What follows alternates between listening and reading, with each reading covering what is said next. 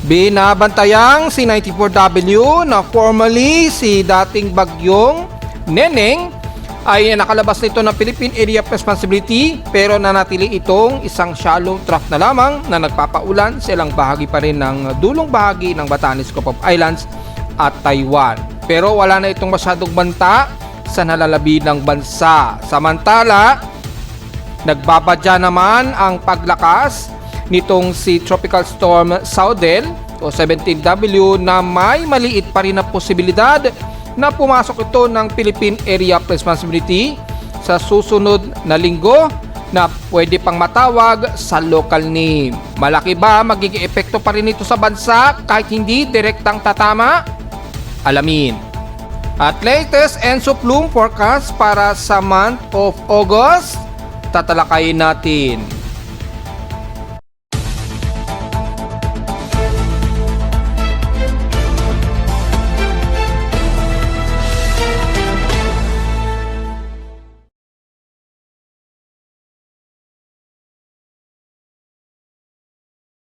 Hello, good morning mga folks. Welcome po muli sa ating Daily Weather Bulletin at Analysis para sa araw ng Biyernes, August 21, 2026. Ang oras sa ating Boss May Maga ay alas 10:51 na o 52 na ng umaga. Well, kaya nga po na sinasabi natin na unti-unting medyo aalpas ang ating habagat at dahil sa paglayo na rin itong si dating bagyong Maymay na bumalik uli sa kanyang international code na 94W. Nananatiling monsoon depression pa rin po ito So nasa labas na po ito ng Philippine Area of Responsibility pero under dissipation stage na po ito na nagdadala pa rin ng mga ilang kalat-kalat pag-ulan dito sa may bandang dulong bahagi ng Batanes Group of Islands at Taiwan dahil yung pinaka-monsoon trough niya dito sa may bandang southwest ay sumasabay yan sa daloy ng habagat. Kaya pansin nyo po, yung habagat natin bahagya munang lumayo, sumabay ito sa inflow nitong direksyon ni dating bagyong Neneng. Yan. Bagamat hindi na ito masyado banta sa bansa itong si dating bagyong Neneng. At dahil yan ay pansamantala, wala tayong binamatay ngayon sa loob ng Philippine Area of Responsibility na aktibong tropical wave man lang o low pressure area. Bagamat meron tayong binabantayan sa labas ng bansa dito sa silangan na kung saan nagbabadya pa ito na sumilip man lang kahit sandalian sa loob ng ating Philippine Area of Responsibility na may international name na Saudel. So, tatalakay natin yan mamayang konti. Lagay muna ng ating general weather mula sa ating dashboard ay so far malinis po ang ating Doppler radar sa may bandang Metro Manila, ilang bahagi po ng Central Luzon at Southern Luzon. At yung mga pagkulog at pagkidlat naman so far malayo naman sa kalupaan ng bansa, yung ilan, at malayo sa range namin sa Caloocan. Pero at least meron tayong dalawang lightning strikes ang nadedetect pero kung sisilipin natin ng real time para sigurado tayo, mababase natin yung pinaka real time. And as of 10:45 AM po ay meron tayong initial na inner of 63 lightning strokes. Usually dyan sa may bandang extreme node Luzon po yan matatagpuan. So typically mga around 20 to 40 minutes ago, isa lamang yung pinaka-latest natin yan dyan sa may bandang Batanes Group of Islands. Ayan, kapapasok lamang yung bago. Pero sa may bandang Burnham Rise po ang pinakatutok ng lightning strikes dyan. At kung i-activate natin yung water vapor, mapapansin naman po natin ay ang dulong bahagi po ng extreme node Luzon ngayon ang nakakaranas ng mataas na water vapor. So expected po ang maulan dyan sa ilang bahagi po ng Batanes, Babuyan Islands at ilang bahagi pa rin ng dulong-dulong baybayin po ng Cagayan. Bagamat maulap pa rin sa bandang northern o extreme node Luzon ay at least hindi na ganun katindi yung accumulated water vapor sa ngayon dito sa bandang kanluran ng Nodo Luzon. Kaya at least moderate ang panahon natin kabilang nasa Metro Manila at wala tayong naging pag-ulan since kahapon base sa aking weather station sa Caloocan. So nasa 567 po yung pinaka-range na nadedetect ng aking lightning detection system.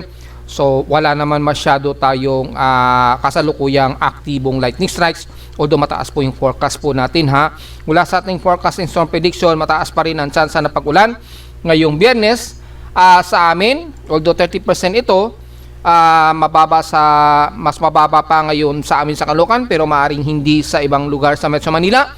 So dala po ng payong, dalo na't umaaraw-araw ngayon.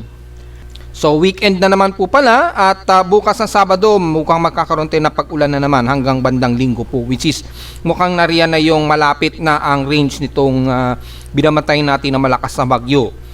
So mula sa ating current conditions, overcast, gloomy, mahangin tayo ngayon, pumapalo na at least mga 36 to 40 kilometers per hour. Yan, bumubugso pa sa 44 kilometers per hour yung aming sustained wind ngayon. Base sa aking weather station ngayon, overcast, gloomy at few clouds ang umiiral sa amin. Pero kung sisilipin natin sa live CCTV, pansin nyo naman umaaraw-araw sa amin dito sa Caloocan. Sa lowest temperature na naitala na weather station kaninang 4:41 AM ng madaling araw, pinakamababa na ang 27.5 degrees Celsius. Kahapon, highest na ang 31 degrees Celsius flat na naitala ito kahapon ng hapon at 2:36 PM. Yan. So, comfortable naman at yung aming heat index mula kahapon mababa din at 43.5 degrees Celsius lamang ang pinakamababa. At since pinakamainit ngayon ang temperatura, usually sa bandang Mindanao, silipin natin yung magiging heat index nationwide dyan sa katimugan ng bansa. Sa ngayon, as of 10:27 AM, nasa danger level na kami ng heat index at 45.1 degrees Celsius. So, nangangahulugan na umiinit na naman ang temperatura natin sa Metro Manila. So, ang forecast lang supposed to be 39 degrees, pero dahil umaaraw, 45 degrees Celsius ngayon ang aming heat index. So sa maghapon hanggang 40 degrees lang daw ang pinakamataas, pero sa actual instrumentation reading namin ay pumalo na ng 45.1 degrees Celsius. Sa ibang bahagi naman, kabilang na ang Central Luzon, double check natin kung umiinit na sa kanila. Well, mababa naman sa Tarlac at 41.6 degrees Celsius. So mababa pa rin. Silipin naman natin sa may bandang Occidental Mindoro, mapapansin natin mababa rin sa may bandang Magsaysay. So hindi pa rin ganun katinding init. Pero pagdating sa may bandang Bisaya, sa Cebu, dito sigurado napakainit. Sa Cebu na pumalo ng 44.8 degrees Celsius ang kanilang init pandama o heat index. Sa maghapon daw ang forecast, 45 degrees Celsius daw ang pinakamataas ninyo dyan ngayong umaga hanggang mamayang alauna ng hapon. So wag masyadong magbibilad dahil makitang-kita naman natin dito sa ating temperature, humidity and heat index forecast ay mag-maintain na mainit at maalinsangan ang ating panahon sa halos buong Visayas niyan, lalo na sa may bandang southern part. Pagdating naman sa Mindanao, double check natin kung mataas ang temperatura nila, although comfortable naman at 34.5 degrees Celsius sa Davao City. Dito naman sa may bandang Surigao del Sur, kung sisilipin natin, ay mukhang manageable naman ang 41.6 degrees Celsius sa may bandang Caraga area. Despite na maaraw at matindi sikat ng araw sa kanila, pansin natin yung forecast sa kanila mababa. Magi sa Zamboanga Peninsula, medyo manageable naman at wala tayong nakikitaan sa ngayon na forecast na matitindi ang alinsangan sa kanila. So ibig sabihin lang yan, mukhang unti-unting nang nagbabago yung pattern ng panahon nila dyan dahil unti-unti na pong nagkakaroon na ng accumulation ng trough dito sa may bandang kaluran ng Mindanao dahil may papalapit o medyo may dadaan lang na isang malakas na bagyo. Kaya medyo nagbabago siguro yung pattern. Although, manatili pa rin maaraw at expected pa rin ang hot humid na panahon dyan sa bandang Mindanao pa rin, lalo na sa bandang southern part ng Mindanao. So, wag pa rin po tayo magbilad ng todo, magdala ng payong, just in case. Sa PH6 naman, in past 24 hours, nangunguna ang Surigao. Well, obviously, at 36.2 degrees Celsius ang highest. At sa pinaka-lowest, sa Baguio, halos walang pinagbago at 17.2 degrees Celsius ang kanilang lowest temperature sa Baguio. At ang inulan naman ay ang Itbayat, Batanes. Nakatotal sila ang grabe na 124.8 mm total rainfall. Samantalang sa amin sa Caloocan kahapon, nakatotal lamang kami na 26.7 mm na total rainfall. So katumbas yan in last 7 days ay 669.1 mm. Ito yung lumalabas na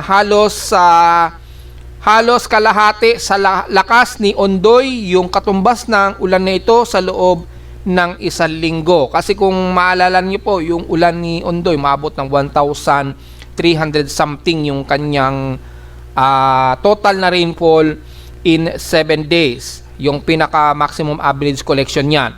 So sa August rainfall namin, ang total ay nasa 1,281.6 mm.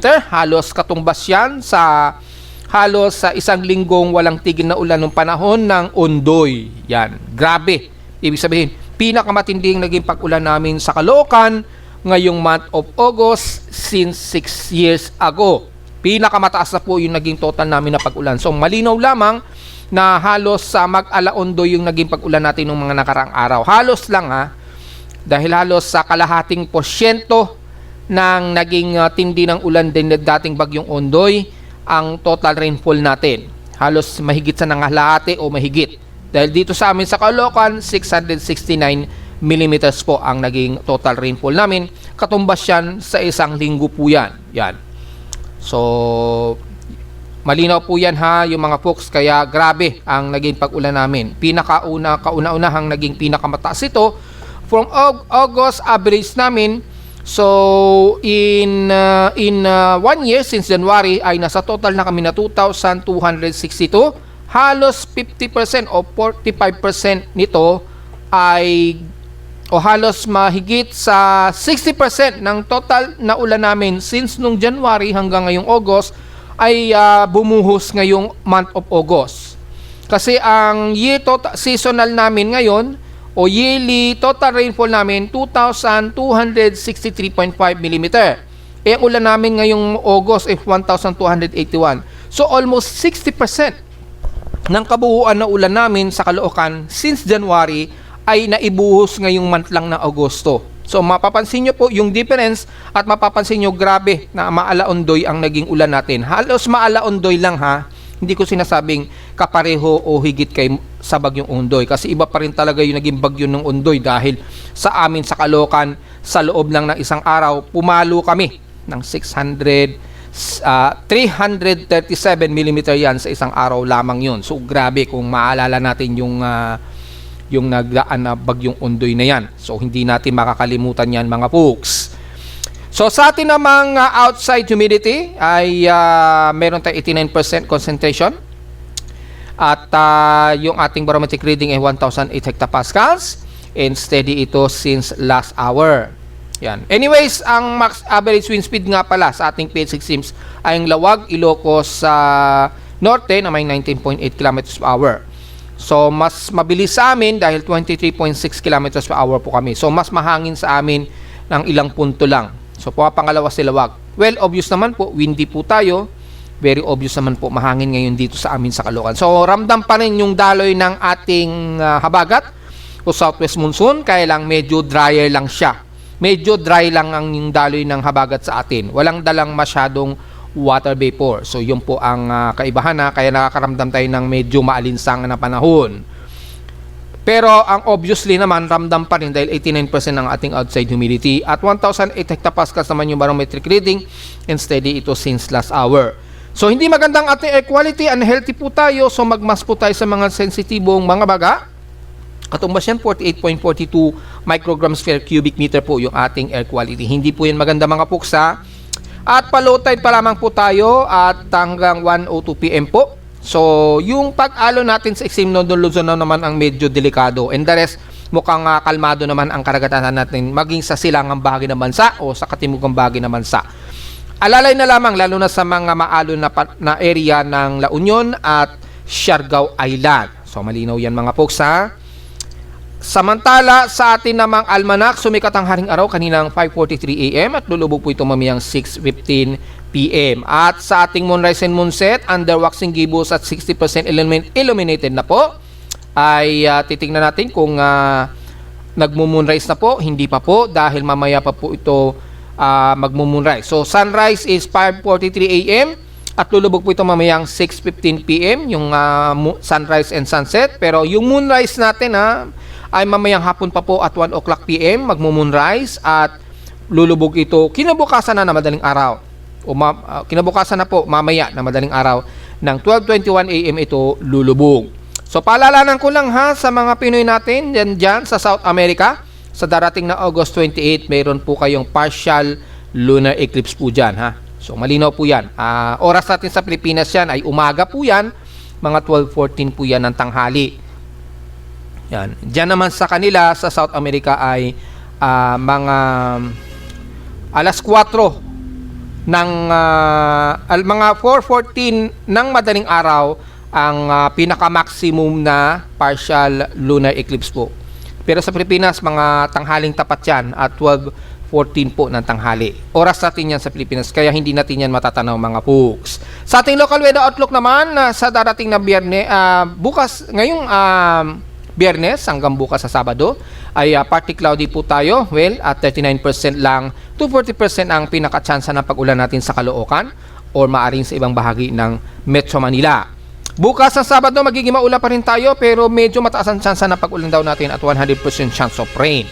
Highest and lowest na pressure expected maglalaro 31 degrees Celsius and lowest na pressure expected ay nasa 26 to 27 degrees Celsius. So, diretso agad tayo sa ating ginagamit na satellite imagery. By the way makita nyo wala kayong nakikita dyan na notification ng may pasok. Ibig sabihin po yan, wala pong announcement na walang pasok po mga folks Yan. Automatic kapag may nadedetect ang aking webpage, si Pimo Weather, na mayroong announcement ng pasok ngayong araw o bukas, automatic may lilitaw dyan yung notification sa gilid dito sa may bandang left side. Ngayon, hindi nyo siya makikita sa left side. Ibig sabihin, wala po tayong announcement ng anumang walang pasok sa So, ibig sabihin may pasok ngayon. Pero mayroong ibang school yata ay na may suspension ng klase. Paki-double check na lamang sa inyong mga universities. Correct me if I'm wrong kung yan ba ay sa UST at UE, Manila yata. So meron yatang activity sila pero paki-double check na lamang po kasi hindi naman yan mag-highlight dito dahil ang minomonitor lang ng ating webpage yung walang pasok dahilan lamang sa sama ng panahon. So malinaw yan mga folks. At mula sa ating satellite imagery naman makikita natin na extreme node ng Luzon lamang. Usually ang Batanes Group of Islands ay makakaranas ng mga malawakang pag-ulan dito lalo na sa baba ng Itbayot, Batanes at most of Babuyan Islands at ilang area pa rin ng Ilocos Norte, especially dyan sa may bandang Cagayan at Ilocos Norte. Magkakaroon pa rin kayo ng mga kalat-kalat na mga pag-ulan na may pagkilat at pagkulog po dyan. Kung i-double check natin ang heavy rain potential, mataas ang heavy rain potential o makakaranas ng malakas na ulan ang area ng Ilocos Norte kabilang na ang Burgos Pagudpod, kasama na ilang bahagi ng Cagayan sa Claveria hanggang Abulong at pababa mula Ilocos Sur naman mula Lawag, Batak hanggang sa bandang Sinait. Magkakaroon pa rin kayo ng mga ilang clusterized moderate to heavy rain showers po dahil kitang-kita naman po dito sa satellite imagery ang actual po na heavy rain potential lalo na dyan sa may bandang Batanes Group of Islands. Nakakaranas kayo ngayon ng mga heavy rain potential. Dyan ngayon kayo nakakaranas ng epekto ng monsoon trap kasabay ng ating hatak sa habagat dahil dito sa pinaka-trap ni dating bagyong Neneng o si 94W na nakalabas na nga po ng Philippine Area of Responsibility kanina. At yung pinaka-monsoon trap niya ang nagpapaulan ngayon dyan sa may bandang Cagayan Valley sa dulong Hilaga at Babuyan Islands. Pero mula sa bahagi po ng bandang Mountain Province pababa, kasama na ang ilang parte ng La Union, Benguet, Nueva Vizcaya ay makakaranas tayo ng maulap na panahon at ilang-ilan lamang na mga tsansa na pag-ulan na may associated na localized thunderstorms. Ganon din sa bandang Pangasinan at Zambales, so medyo improved weather condition na tayo dyan na makakaranas lang ng mga ilang manakanakang pagkalat-kalat na pag-ulan na may pagkilat at pagkulog sa hapon sa gabi o madaling araw. Pero generally gloomy po tayo dyan at maaraw na ngayon maging sa Santa Luzon at ilang bahagi po nga ng Nueva Ecija, Cabanatuan, Gapan, pababa ng Pampanga, Bulacan at maging sa Metro Manila at hanggang most of Calabarzon area ay magiging katamtaman tayo na may gloomy, na may partly cloudy to mostly cloudy ang inaasahan nating panahon. Ganon din sa most of Southern Luzon. Magiging maulap din sa Bicol Region, entire o almost entire ng Bicol Region na magiging maulap at may mga occasional lang na rain showers and localized thunderstorms maging sa Legazpi, Sorsogon at Catanduanes. The rest sa mga isla natin ng Marinduque, ilang bahagi ng Romblon, Burias Island at Masbate, magiging gloomy at maulap din ang panahon natin. So may mga medyo isolated tayo ng mga occasional rain showers and localized thunderstorms. So wala naman tayo masyadong problema dyan mga folks. At ganon din ang iiral dito sa bahagi po ng Palawan na makakaroon ng mga ilang kalat-kalat na pag-ulan na may pagkilat at pagkulugulong. Pero generally ay moderate naman ang panahon to fairly weather sa ilang bahagi pa rin ng Puerto Princesa hanggang dulong-dulo po ng Batarasa hanggang Balabac.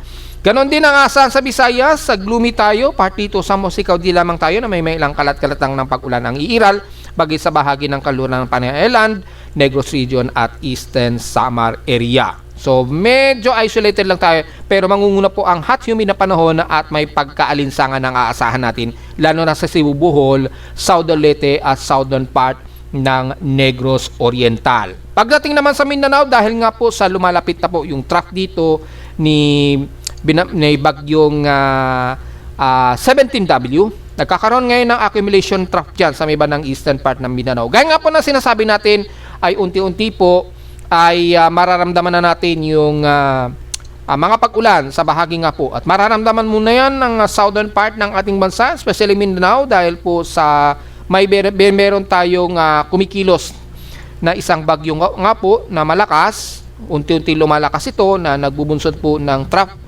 system na nagbabago ng panahon dito sa eastern part ng Mindanao na nagdudulot ngayon ng mas maulap na yung papawirin at kalat-kalat na may pag-ulan na may pagkilat at pagkulog. So asahan din ng mga heavy rain na mabiglaan ang bugso dyan sa may bandang Banganga o most of Surigao del Sur, ilang bahagi ng Caraga at Davao de Oro din, lalo na ang Campos de la Valley. Pababa na yan ng dulong bahagi ng Mati ng Davao Oriental hanggang Governor Generoso po. So magkakaroon tayo ng mga kalat-kalat na pag-ulan sa most of Davao region, kabilang na ang Davao del Norte, City of Davao, ilang bahagi po ng Davao del Sur at Davao Occidental. Bagamat nagiging gloomy tayo sa ngayon, asahan natin may mga light to moderate muna tayo na pag-ulan. Pero anytime po, magkakaroon tayo ng mga randomized na heavy rain po o clusterized heavy rain showers sa Sorsogon area at ilang bahagi pa rin ng Cotabato, Bukidnon, pataas na yun ng bandang Malaybalay kabilang na ang ilang bahagi ng Northern Mindanao sa Cagayan de Oro, Camiguin, Butuan o Misamis Oriental hanggang dito na yan sa Lanao del Norte.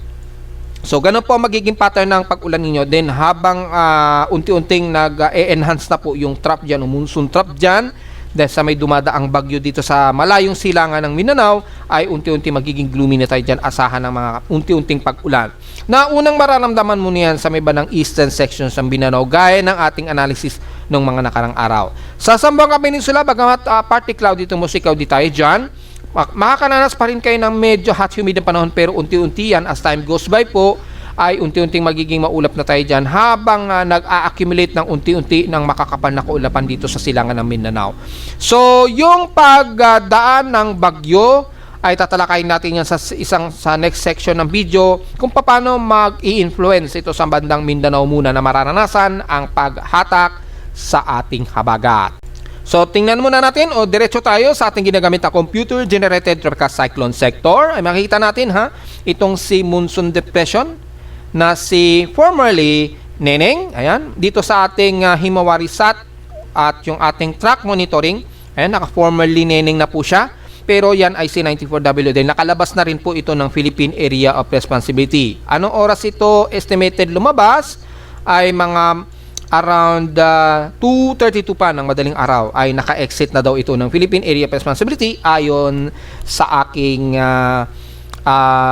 tropical cyclone sector. Yan. So at least malilinaw natin yan At since wala yata itong Dvorak na minomonitor itong si Invest 94W dahil isa lamang siya na nanatiling low pressure area lamang. Yan. So mapapansin natin dito 8 AM lamang siya. So wala siyang tail trap. So kaya nga gumagamit tayo ng iba't ibang klaseng method na tinatawag nating monitoring track trail. Ayan, meron tayong tinatawag na tinatawag ko ditong parang Goldilocks trail na rin para namamanman na natin yung galaw ng isang low pressure area. Kahit low pressure area lang siya, ay nalalaman pa rin natin yung galaw niya. Ayan, at least nakakita natin. Kaya nalalaman pa rin natin yung mga estimated time na ito'y naka-exit ng PAR. Kaninang madaling araw po ito at 2:32 AM po yan. Ayan, So under dissipation stage sa po ito, bagamat patuloy pa rin yung pinaka-trough at sa circulation niya dito sa bandang sentro niya na naghahatak sa ilang parte ng habagat at trough na nagdudulot po ng maulang panahon dito sa may bandang dulong bahagi nga po ng Luzon kabilang ng Batanes, Copop Island na diniscuss natin earlier. So magkakaroon pa rin na mga pag-ulan dyan sa may bandang Batanes, kaya manatili pa rin aktibo itong si formerly Neneng or 94W na may maximum sustained wind nito na 37 km per hour lamang at bugsong 48 km per hour. Gaya nga natin sinasabi, hanggang tropical depression lang talaga ilalakas niyan. Mula nung minomonitor natin siya, since nung maging isang tropical depression ito noong August 17. Yan. Nung nireport natin yan noong August 17 na naging tropical depression na siya, ay nabanggit na natin na mananatili lamang yan as tropical depression hanggang sa ito'y makalapit nga po sa eastern ng Taiwan by August 20 o kahapon, di ba? Nung nag-report tayo sa ating Facebook page. So, hindi naman tayo nagkamali hanggang sa ito'y makalabas nga po kaninang madaling araw na po. Yan, nakalabas na. So, ang layo niyan mula dito sa bandang Itbayat, Batanes, kung kukunin natin ang distansya niya, ay nasa layong 707 o 708 km northeast ito ng Itbayat, Batanes, sa labas na ito ng Philippine Area of Responsibility. Dahil commonly, very real time na tayo na ginagamit ang ating monitoring as of 10:47 AM po ito ngayong umaga, yung huling track niya. Yan. So, nasa may bandang malapit na ito sa may bandang Taipei or around Miyakojima. So, halos nandyan sa paligid na Okinawa Islands, pagitan ng Naha at Miyakojima, ay nagdadala ito ng mga kalat-kalat na pag-ulan. Pero hindi na masyado apektado tayo sa Pilipinas except sa may bandang Batanes Group of Islands. Yan. Ito namang si 195W na 18W na ngayon ay hindi naman ito naging banta sa Pilipinas. Gaya na ating huling report na wala itong nakikita na banta sa bansa dahil halos pakanluran din ang nagiging kilos nito sa mga empirical forecast nung mga nakarang araw na ni-report natin. Kaya hindi natin masyado tinutukan yan dahil pakanluran naman ang galaw niya. Kasalukuyan nasa bandang vicinity ito ng Hainan. So, under influence pa rin siya ng pinaka-tropical wave dito. Sumasabay po kasi yung habagat dyan na nagdadala pa rin ng mga heavy rain shower sa paligid po ng Hainan o Hanoi, Vietnam. Kaya maulan ngayon dyan sa kanila. At mula naman dito kay tropical storm na may international name na Saudel o 17W. Yan. Ito yung binabantay natin maigi dahil may posibilidad ito na makapasok sa loob ng Philippine Area of Responsibility. Ngayon, kumilos na po ito ngayon. Ang magiging reference point na natin ngayon ang Catanduanes. Namata nito sa layong 2,850 o 2,655 kilometer. Yan, o 2,665 km east ng Catanduanes. Yan. Sa labas ito ng Philippine Area of Responsibility. Na bagamat nanatiling hindi ito nakikita na malaking banta sa Pilipinas, ang magiging banta lamang dito ay yung paglapit niya dito sa bandang Lunes, dito sa dulong hilagang silangan ng ating boundary ng Philippine Area of Responsibility, ay magpapahatak o medyo mararamdaman natin yung paghihila niyan sa ating habagat sa Timog Kanluran. Na ngayon ay unti-unti nararamdaman na ng mga taga-Eastern Mindanao yung mga pag-ulan dyan dahil po sa influence ng nahihila na monsoon trap dito ni Saudel. Yan. So, ang trajectory niya kasi pa northwestward ang trajectory niya. Base na rin dito sa ating trail track na nakikitaan natin. At yung kanyang sirkulasyon, una munang mas mararamdaman ito ng mga taga-Guam. So, handa-handa po tayo sa mga taga-Guam at Northern Mariana Islands na kayo ay makakaranas na naman ng sungit ng panahon nitong si Saudel. Sa ngayon ay nasa tropical storm category pa ito. Base dito sa ating data ay nasa maximum sustained wind ito na 83 km per hour. At bugsong umaabot na ng 108 km per hour. So, ang 10-minute average ito katumbas ay 73 km per hour. Malapit sa gitna at bugsong 95 km per hour. Kumikilos ito pa north-north-westward sa bilis na 22 km an hour po yan.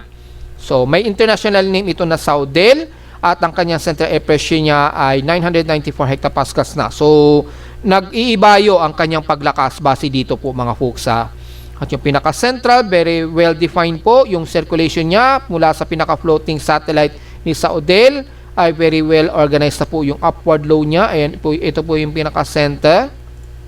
So, kung titingnan natin yung pinaka-Dvorak mode niya, kung malawak ba ang magiging storm surge nito, yan, malalaman po natin gamit ang Dvorak technique. Ito pinaka-importante sa akin mga folks.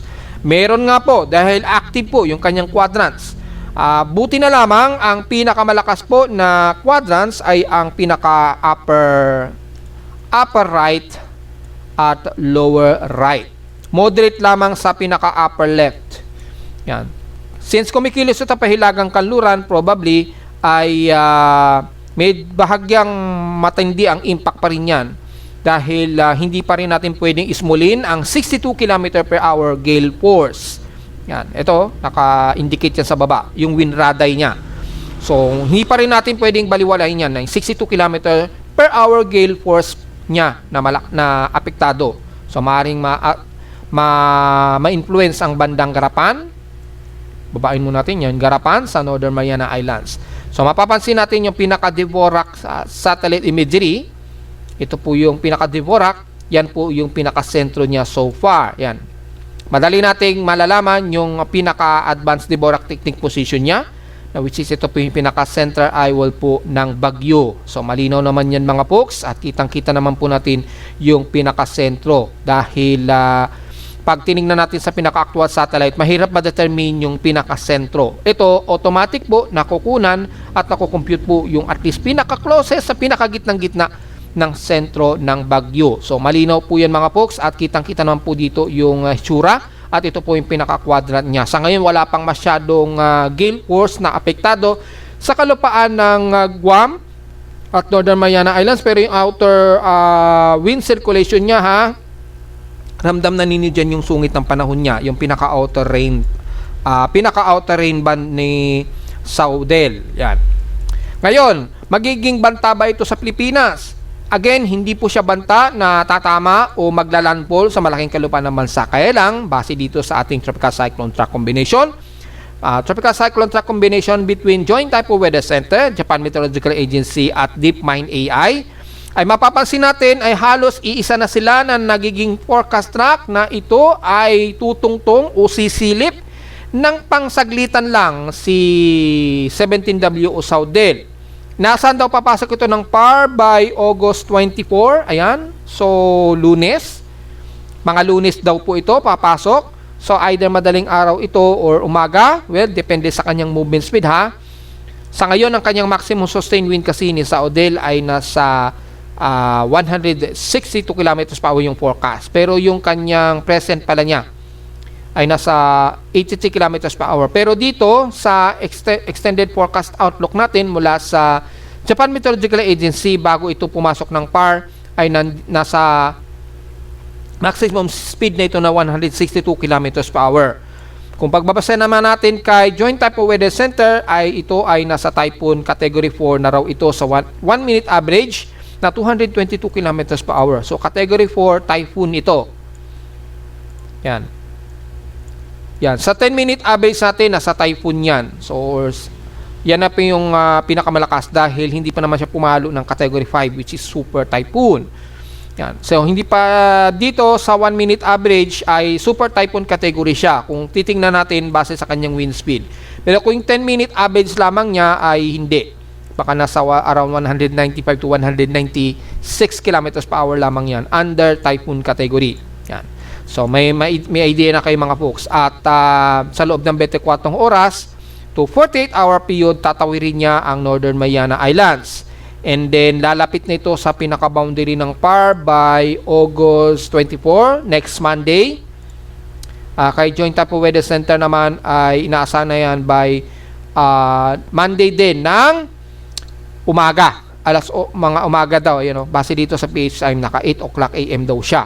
So, yan po. At sa DeepMind AI naman, ganun din ang pinapakita. At halos lahat ng forecast track ng tatlong ito, nakikitang sisilip ito sa loob ng Philippine Area of Responsibility. So, matatawag pa natin sa local name na OBET itong si Saudel kapag ito ay nakatungtong na ng Philippine Area of Responsibility sa darating daw na Lunes. Yan po yung extended forecast niya.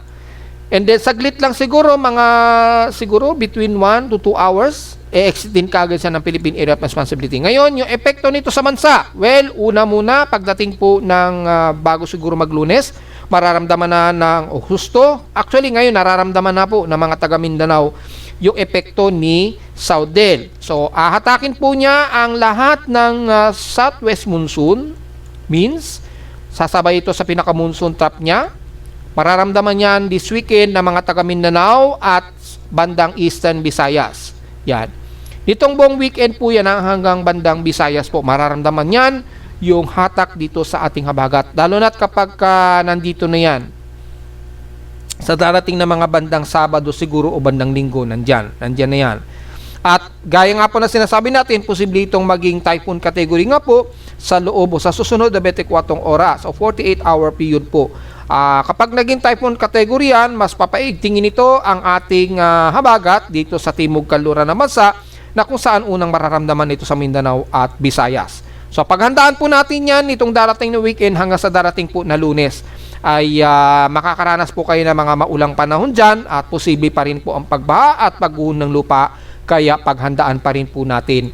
Ngayon, lalo na't nararamdaman na ngayon ang epekto niyan sa bandang eastern part ng Mindanao. Unti-unti yan. Na halos naging kagaya noon nila dating bagyong Inday, di ba? Ganyan din na naging trajectory niya. Yon. So, magpapaulan sa atin and then sa darating nga po ng Lunes, mga maghapon, ay mararamdaman na yan ng mga taga Southern Luzon at Visayas yung habagat rains na hihilahin itong si Saudel o Odell. Yan, Odell. Yan, letra O na kasi tayo. So, Odell at magpapaulan sa Southern Luzon and then kailan sa Metro Manila? Anytime yan between Monday to Wednesday. Mararamdaman niya ng mga taga Southern Luzon. So, kasama na ilang bahagi ng Calabarzon, Metro Manila at ilang bahagi po ng Bulacan at Zambales na yan. Hanggang sa ito ay nandito na sa may bandang Okinawa Prefecture sa darating na August 26 ay mararamdaman na natin sa halos buong Southern Luzon at Northern Luzon ang epekto sa paghila ng habagat na magpapaulan po sa iba't ibang bahagi po ng Luzon, kabilang na ang Metro Manila at Southern Luzon. So, starting siguro natin, unti-unti mararamdaman ang talagang sungit niyan between mga Sunday hanggang Wednesday. Yan, between Sunday nitong darating na weekend at Wednesday. Pero sa ngayon, ang bandang Southern Mindanao, nararamdaman nila ang epekto ng hatak sa trough nitong si Saudel. Ayan o. Ito po yung pinaka-monsoon trough niya. Ito po yung pinaka-microwave imagery. Makikita po ninyo yung mga ilang moderate and heavy rain nararamdaman ng mga taga Eastern Mindanao at Visayas. So, nagiging mas gloomy at maulap na kayo dyan. Ayan o. Sa Luzon, medyo hindi pa gaano. Yan. So, ganyan muna ang magiging dama, mararamdaman ninyo. So, mas organized po kasi itong si Saudel at malaki yung hatak niya dito sa may bandang southwestern quadrant niya. Kaya tuloy, nahihila niya ang ating habagat dito sa Timog Kanluran na unti-unting nag-accumulate sa may bandang Mindanao area. So, ingat na lamang po sa posibleng mga pagbaha at pagguho ng lupa pa rin kahit na hindi banta sa Pilipinas. At wala sa ating tropical cyclone intensity forecast para kay Saudel ay sa loob na 3 araw hanggang category 1 typhoon lang daw ang aabutin niya. Yan o. In 3 days po yan.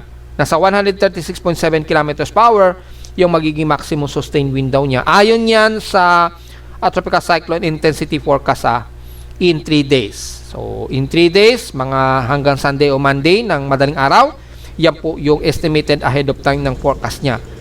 So, hindi siya nakikitaan pa sa ngayon na magsusuper typhoon. Pero, aabot daw ito sa category 1 hanggang possible 32 category 2 na typhoon category. So, wala pa tayong nakikitaan na aabot itong category 3. Ayon yan dito sa pinaka-tropical cyclone intensity forecast natin. So, at least may idea na po tayo mga folks. At mula sa ating Tropical Cyclone Assessment Monitoring, mula sa kanyang Global Spectral Model, ay dito malinaw lamang ay sisilip man lang ito ng saglitan sa loob ng ating PAR. So matatawag pa natin na Odell. Yan, hindi lalabas din kagad sa loob ng 2 oras. Estimated ahead of time yan. And then dito mataas yung kanyang intensity. So probably magiging typhoon category ito. Yan o. So magiging typhoon category daw siya. And then hihila ito sa ating habagat. Ayan. Una-unang mararamdaman muna taga Mindanao, and then by August 22 onwards, unti-unti tataas po yung hatak sa habagat na mararamdaman ng taga Visayas, and then by August 24, Monday na yan, ramdam na yan ang mga taga Southern Luzon na at Visayas. And then pagdating niyan ng mga bandang August 25 na, ay ramdam na ng buong Metro Manila hanggang Central Luzon yung paghila sa ating habagat. So at least hanggang moderate pa lamang na magiging epekto ng habagat sa atin sa ngayon ang nakikitaan natin dito ayon sa sa Global Spectral Model. Ayan o. So at least moderate hindi pa rin pwede nating baliwalain yan dahil at least heavy rain showers pa rin ang maaaring abutin yan sa paghila sa ating habagat. Ayan o, maging sa bandang Metro Manila sa darating daw na Lunes. Ayan o, base dito sa petsa, Lunes daw ito. At matatawag natin to na local name na Odell. Yan. So yan po, at ito yung pinaka mean sea level pressure niya. So mababang aabutin daw niya hanggang 990 hectopascals. So typhoon category ang aabutin daw niya. And then pairalin niya yung mababang atmospheric pressure sa buong Southern Luzon, which is sigurado daloy yan ng habagat na hinihila ni Saudel o pre-Odell. Yan, so malinaw po yan. Ang 3C probability ay despite na may tropical wave na maaaring mabuo dito, well, bunsod yan siguro ng monsoon trap ni Saudel o pre-Odell, ay yung isang binamatay natin dito sa may bandang Marshall Islands, at least naglalaro sa 40% chance na mag-develop. Which is tinalakay na natin yan noong nakarang araw, di ba? So, at least 40% ang magiging further development niya, at sa ngayon ay disorganized pa yung forecast nito at hindi pa natin nakikitaan na banta ito sa Pilipinas dahil tila pahilaga naman ang nagiging kilos nito. And the rest, may mga ibang bagyo na malalayo naman at hindi naman banta sa Pilipinas. Ang pinaka most critical lamang na o crucial lamang na nakikita natin na mas malapit, itong si Saudel o pre-Odell. Yan, malinaw yan mga folks. Base na rin sa ating tropical cyclone activity, wala namang nakikitang aabot ito sa ilang parte ng Luzon, pero yung nahihila kasi na habagat dito ang magpapadala ng malaking effect, gaya na lamang ng malawakang ulan sa timog kanluran ng bansa. Pataas yan kasama na ang Metro Manila sa darating nga po na next week. Yan, starting Monday onwards. At wala naman sa ating mga simulated computer models ng GFS ay makita natin ang napakalaki po yung nagiging influence sa pinaka-monsoon trap na nahihila ni Saudel na magbubunsod ng matinding pag-ulan dito sa kanlurang bagay naman dahil sa paghila sa ating habagat. Ayun o. So mga Lunes talaga yan o Martes. So magiging maulan din tayo dyan. Kabilang na ang Visayas at pataas na yan hanggang Southern Luzon kasama na ang Metro Manila. Kay ECMWF naman, kung titingnan natin dito, malinaw din dito na medyo magpapairal na rin sa habagat sa Eastern Mindanao na naranasan ngayon ng mga taga Mindanao ha. At unti-unti yan, pataas yan ng bandang Visayas at Southern Luzon sa darating na Lunes at Martes o onwards. Ayan o. So malinaw yan, paghandaan po natin. Although hindi naman ganun katindi dahil sa ngayon moderate pa lamang ang nakikita natin na magiging epekto ito sa pag-iral o paglakas ng habagat. Sa AI ensemble naman, kung titingnan natin mga folks, ay yung outer range ay hindi naman umaabot sa malaking kalupaan ng Pilipinas, kaya lang yung hila po sa habagat lamang ang nakikita natin dito na magpapaapekto ng husto, lalo na sa timog kanluran habang kumikilos ito pa hilagang kanluran sa Banda Okinawa Island sa darating nga po ng Martes, Miyerkules o onwards pa. So malinaw yan mga folks, at yan po yung kasalukuyan natin nakikitaan kaya yung nagtatanong kung ito ba ay papasok ng Philippine Air Possibility, yes, merong maliit pa rin na tsansa ito sumilip ng PAR at matawag pa natin sa local name na Odell. Yan. So, yan po. And then, hihilahin nito yung ating habagat starting by Monday at ngayong araw pa lamang ay medyo nararamdaman na nga po yung hila nito sa habagat sa may bandang Mindanao area. Then, as time goes by, tataas yung paghila sa habagat hanggang sa maramdaman na rin sa buong Visayas, Southern Luzon at pataas yan kasama sa Metro Manila hanggang Central Luzon nitong darating na mga Wednesday o Thursday pa. Yan, next week. Yan po yung magiging forecast track mga folks. At kamusta naman natin yung pinaka-latest update mula sa ENSO probabilities, pero hindi po dyan, report na natin nyo kay NOAA. Mula kay Erie po o sa ENSO plume ni Erie ay updated na po para sa August 2026. Ito po yung latest niya. Kung mapapansin nyo po, kung i-remove natin yung all models, kinukuha natin yung pinaka mean statistic. Mapapansin natin yung blue color na ito, ang pinaka average. Base na rin dito, yung combined average ito, makikita natin ay aabot talaga sa very strong El Nino or super El Nino sa kategorya natin. Yan o, papalo ng 3.2 degrees Celsius daw. Pero kung susundin natin yung statistical average, maglalaro sa at least 2.6 to 2.8 degrees Celsius po. Very strong El Nino po yan or super El Nino na halos. Yan. Pero kung masunod po yung combined average or dynamical average yan, napaka super strong na talaga na El Nino yan. Anong panahon yan? By mga November to December na po until January ng susunod na taon daw. So, since August po, ito po yung average natin, mga 2.6 to 2.99 degrees Celsius po. Yan. Strong El Nino na tayo niyan, ha. And then by September, then October to November, papalo pa ito ng 2.93 to 3.27 according sa dynamical average na. So, mas hihigit pa. Bago matapos ang taon, posible pa tayong maging mas malakas na Super El Nino bago matapos po ang taon. And then, starting by February ng susunod na taon, magde-descending na siya unti-unti from 2.81 hanggang sa ito ay humina na ng humina at bumalik ito sa pagiging pinaka-minor El Nino sa darating na April hanggang June ng susunod na taon. At which is ito na yung binabanggit natin by starting po ng July o August to September ng third quarter next year ay magkakaroon na raw tayo ng minor La Nina naman. Yan. Sa darating na bandang August to September yan ang susunod na taon, ha.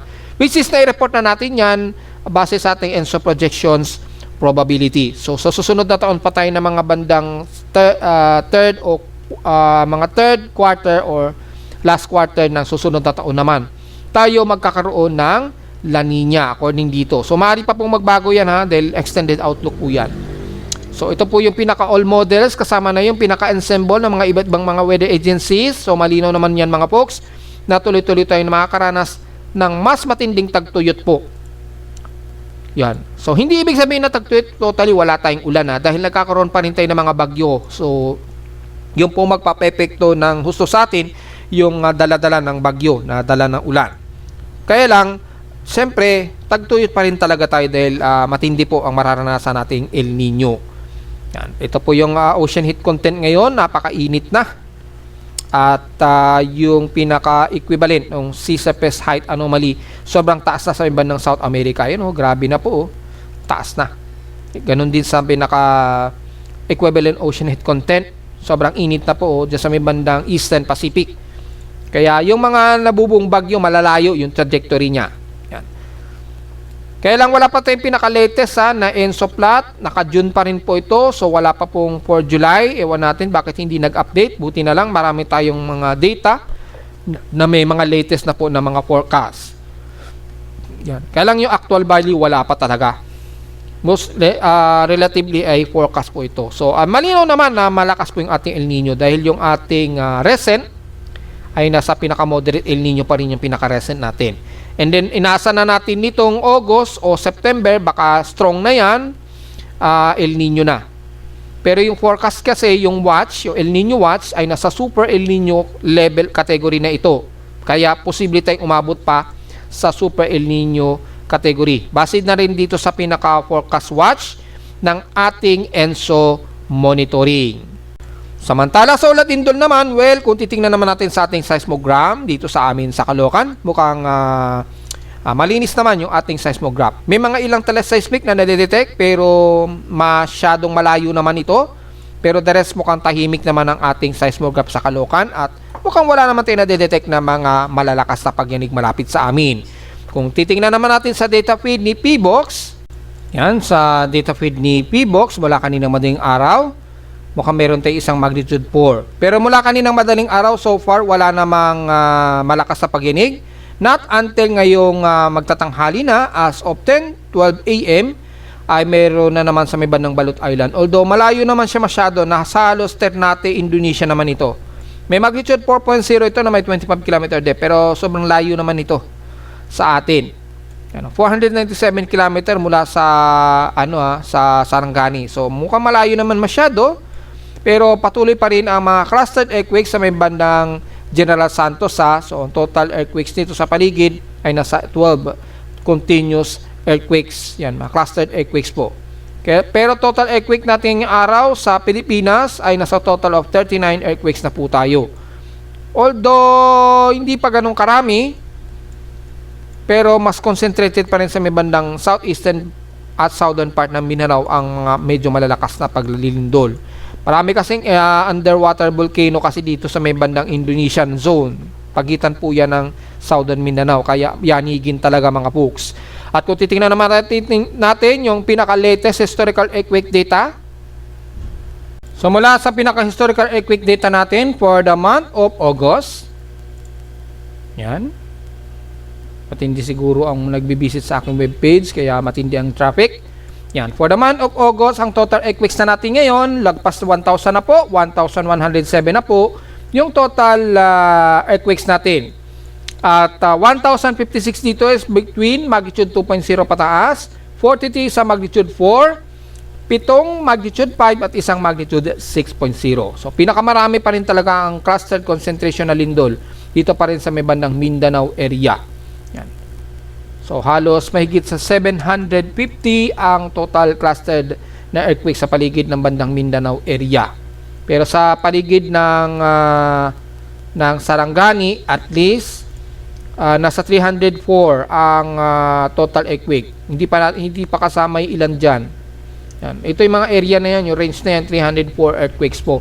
So mas marami pa rin, pinakamarami pa rin ang pagyanig dito sa may bandang paligid ng Sarangani at General Santos. Kaya mag-iingat pa rin po mga folks ha. Tuloy-tuloy pa rin kayo nakakaranas dyan ng medyo malakas-lakas talaga ng mga pagyanig. At tuloy-tuloy pa rin pong nadadagdagan. Yan. Sa Luzon, bagamat mangilan-ngilan, lalo na sa may bandang Batangas, pagitan ng Occidental Mindoro, at least meron silang naitalang magnitude 5.3 dyan since no August 7. Yan. 39 po yung earthquakes dyan, sa Zambales 12, sa Bolinao, Pangasinan mga 12, at 35 naman sa may ilang bahagi ng Ilocos region. Dito naman sa may bandang Polillo Island, mukhang nagka-clusterize dyan at 19 ang total cluster earthquakes dyan. So, medyo bantay natin, maging alisto tayo anytime dahil kakaiba yung mga paggalaw dito sa bandang Luzon ha. Mukhang nagkakaroon na naman ng pressure development sa may bandang Luzon, lalo na sa may bandang northwestern zone. Yan, subduction zone dyan. So, ingat po ha, despite na medyo matigas po yung correction zone dyan. Yan ha, nagkakaroon na ng complete pressure mula dito sa may bandang Batanes, Cook Islands hanggang dito sa may bandang Occidental Mindoro. Pansin na natin yung pinaka-pressure points niyan. So anytime po sa area na yan, posible po na biglang magkaroon ng malakas na lindol ha. Yan. Yung area na yan. Sa Mindanao, halos lagi kasing nare-release yan. Pero pansin nyo yung pinaka-pressure points, mataas pa rin sa may bandang Mindanao. Pero sa Luzon, pansin nyo po na mas malakas na rin yung pressure points niya dito. Kaya anytime, pwedeng magkaroon ng medyo malakas na rupture dyan. Anytime. Kaya mag-ready o medyo alisto tayo anytime. Hindi natin masabi kung kailan po yan, pero at least may idea na kayo na nagkakaroon na ng matinding pressure points dito sa area na yan ng kanluran ng Luzon. At narito naman ating 3-day weather forecast para sa araw ng Biyernes, August 21, 2026.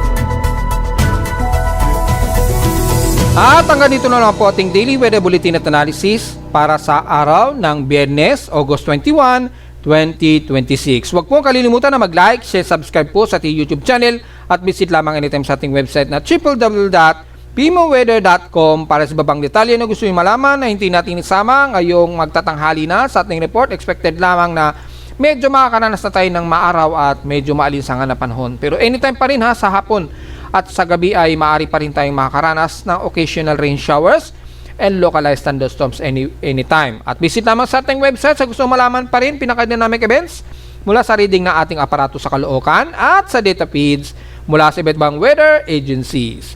Maraming salamat po mga folks and happy weekend po sa ating lahat.